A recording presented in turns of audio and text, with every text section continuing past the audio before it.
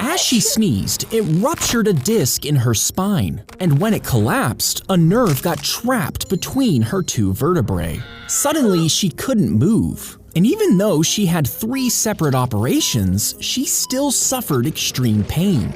For the next 2 years, she was bedridden, needing painkillers so strong she would hallucinate. But finally, doctors inserted a plastic cage around her spine, relieving pressure on the pinched nerve. And within a week, she was walking again and holding in her sneezes.